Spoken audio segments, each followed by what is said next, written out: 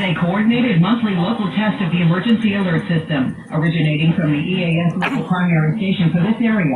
Equipment that can quickly warn you during emergencies is being tested. If this has been an actual emergency, such as a tornado, a toxic material release, or other state or local emergency that affects your safety, official messages would have followed the alert tone. This concludes this test of the emergency alert system.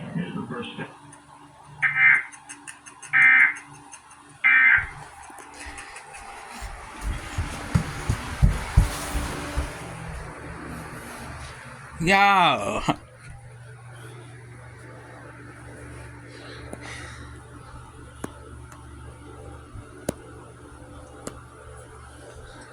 Is it gonna do it?